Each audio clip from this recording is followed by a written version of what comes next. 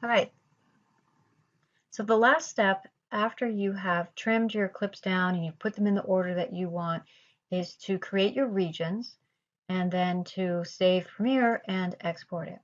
So I am going to go scrub to the beginning of this clip. And again, I'm not being so precious about like the milliseconds or anything. I'm basically there. If I zoom in, I can see, oh, I actually wasn't right on it. It's okay. If you want to be right on it, make sure you zoom in. So I'm at 1308. So I need to scroll back to 1108 if you want to be exact, but I really am not checking the milliseconds. And now I'm going to hit an I on my keyboard, and that is to create an endpoint. So this is my endpoint of the region. So when I talk about creating a region, it is the part that is going to be made into a video.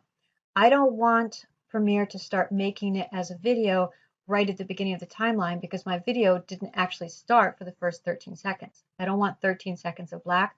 I want 2 seconds of black. So I mark this as the point when it's going to start making the video. Now I'm going to scroll down to the end, put my scrubber right here at the end of my clip.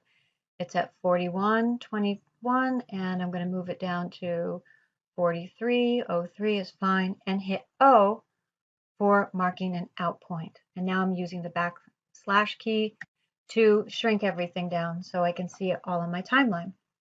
And up here you can see the regions. And I could move those regions. You can do it this way as well. If I wanted to extend it, I'm going to do Control C to bring it back to 2 seconds. So they're movable. You don't, once you have them there, I mean, I could still move it here and extend it by putting an out point there, but they're very much movable.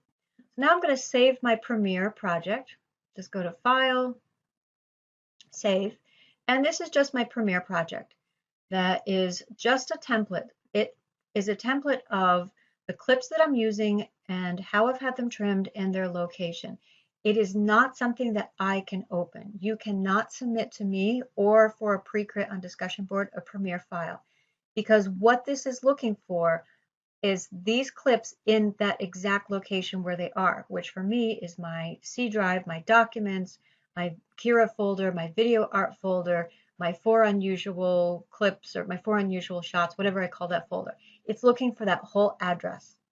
So if you've done web before, it's a similar kind of thing about when you have an image and it has to be in an exact folder, and if you break that path, you move the image to a different folder, you get the broken link icon. It's the same thing. So because I don't have your hard drive and all of your folders, I can't open up a Premiere file. So you are saving the Premiere file so that you can come back and you can edit it if you need to. You can do things with it. It's not going to be for me. So after you've saved it, you're going to now export it as an MP4, and that is what you're going to share with the class and to share with me. So I'm going to go back up to File and click on Export and go all the way up here to Media. It's slow. Oh, come on. All right. Still is kind of like loading. I should see a little preview here. I'm not getting all my stuff yet. Okay. So what I want to have for the export settings under Format, you should see a lot of different options here. I want you to choose H.264. That is a codec which will make an MP4. What's a codec? It's basically an algorithm that takes your file and it makes it into an MP4. An MP4 can be made in a lot of different ways.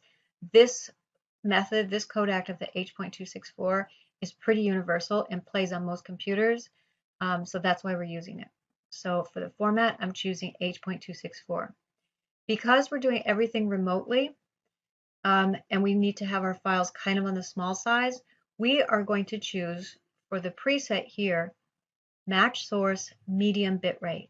That is going to make our file a little bit smaller than it would be. Normally, if we were viewing this in the class, I would have you choose high bitrate, so we would have like the best quality video. And you can certainly do that if you want to keep a copy for yourself, but for the sake of having our file smaller, we're going to do the medium bitrate. Next step, very important, output name. and it says reflection.mp4.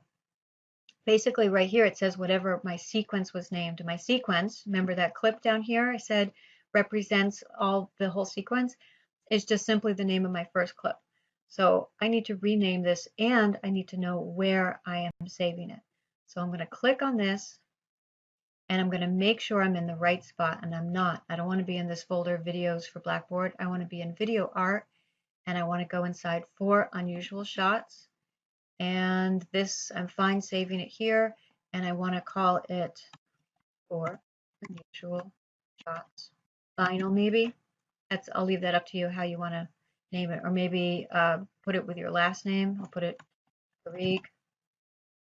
Okay, and hit save. Now, and lastly, I'm going to go all the way down to the bottom where it says export and click on that. And it'll take a second depending on how long your video is, but longer videos take longer time. And just to double check that it's there, I will go back to my folder, my video art folder, and the 4 unusual shots folder, and here it is. And it's what I named it, 4 unusual shots, and it's an MP4 file. So when you go to Blackboard, this is the file that you are attaching. You are not attaching the Adobe Premiere file again. I can't open this. All right, and so that's all the steps, and those are the steps that you'll be doing for most of your projects, and we'll just keep learning more and more. All right, let me know if you have questions.